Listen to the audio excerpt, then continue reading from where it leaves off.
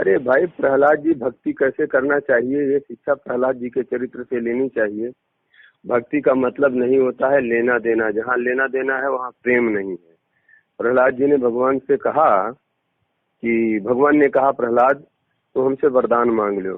प्रहलाद जी ने कहा महाराज हमें तो कुछ नहीं चाहिए। बोले कैसा भगत है तू, हमारा कहने के बावजूद भी नहीं मांग रहा है। तो प्रहलाद जी ने एक बहुत बढ़िया उदाहरण दिया, यस्तु आसस आसास्ते न सभृत्या सवैवणिक। जो भक्ति करने के बदले भगवान से कुछ चाहता है वस्तुतः वो भक्त नहीं है अपितु व्यापारी है। अर्थात अपनी भक्ति को बेच देना। भक्ति जो जिसकी कोई कीमत नहीं है और वास्तव में जो सर्वोत्तम साधन है, इस सर्वोत्तम साधन का फल है भगवत चरणारविंदों में अनुराग। उस अनुराग को छोड़ करके उसके बदले जो संसार की वस्तु मांगता है तो ऐसे ही होगा। कांच किरच बदले तेले ही करते डारी परस मन देही। पारसमणि हाथ में है और उस पारसमणि में वो चमक तो है नहीं, परंतु गुण इसका कितना है। भक्ति में चमक है, सब कुछ है, परंतु जब तक भक्त उसका अनुभव नहीं करेगा तब तक वो दिखाई नहीं देगी। जैसे कि पारसमणि का या हीरे की कीमत सीधी सीधी बात जैसे कोई साग बेचने वाला नहीं जान सकता है, उसी प्रकार से भक्ति महारानी की बात है। कोई भक्त ही भक्ति के महत्व को जानता है। वो अपने भगवान के प्रेम के अलावा कुछ चाहता नहीं है। उसी प्रेम को प्रहलाद जी ने मांगा। उन्होंने कहा महाराज आप हमको, हम तो कुछ नहीं चाहिए, क्योंकि जो अपने स्वामी से कुछ चाहता है वो फिर भक्त नहीं है। और अंत में भगवान ने कहा अच्छा कुछ तो मांग लो, कुछ तो मांग लो, हमारी प्रसन्नता के लिए मांग लो। क्या बात है, ठाकुर जी अपनी प्रसन्नता, भक्त को दिए बिना ठाकुर जी राजी नहीं होते। भक्ति तो होवे, मांगना नहीं पड़ेगा। भक्ति होगी, ठाकुर जी जबरदस्ती देते हैं, जबरदस्ती प्यारे। और प्रहलाद जी को क्या नहीं दिया, राज सिंहासन दैत्य कुल का राज्य प्रदान कर दिया और ऐसा निष्प्रह जीवन प्रदान किया, अपनी अखंड भक्ति प्रदान किया, अपना स्वर्ण प्रदान किया। इससे बढ़कर के संसार में कुछ हो सकता है। इंद्रादि देवता भी प्रहलाद जी के चरित्र से शिक्षा लेते हैं और उनके जैसा बनने के लिए लालायित रहते हैं। राम जी तो भगवान ने कहा अच्छा कुछ तो मांग लो। अच्छा प्रभु आप जहाँ चाहते हैं कुछ मांग लो, तो आप हमको एक चीज दे दो। क्या दूं? बोले आप हमें ऐसा कर दो कि हमें कभी मांगने की इच्छा ही न होवे।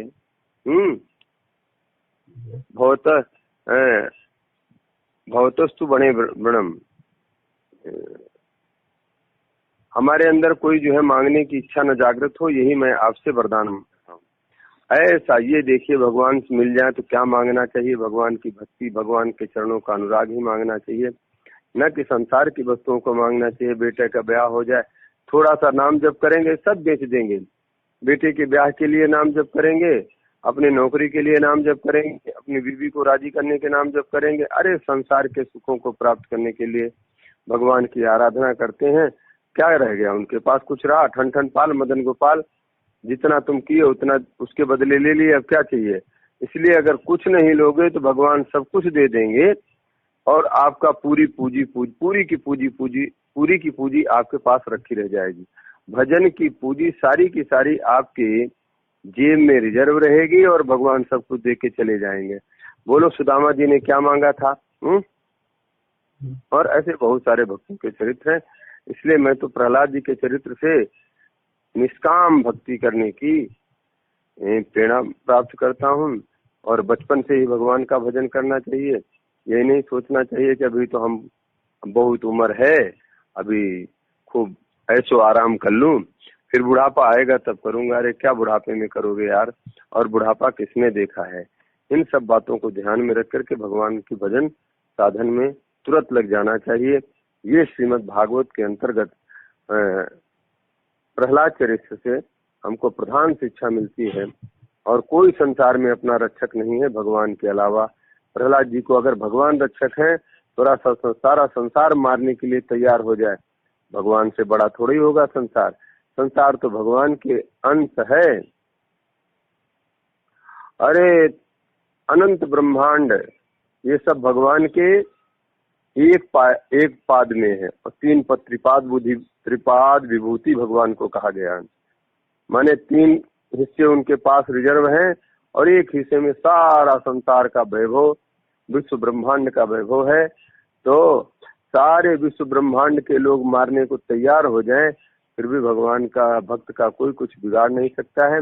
ये देखिए प्रहलाद चरित्र में कितना कितना दैत्यों ने उनके साथ अत्याचार किया, मारने का क्या क्या नहीं किया, आप लोग जानते हैं। तो इन सब बातों को सत्य घटना मान करके और भगवान की कृपा का अनुसंधान करें, आपका जीवन मंगलमय होगा। बोलिए सीता रामचंद्र भगवान की जय।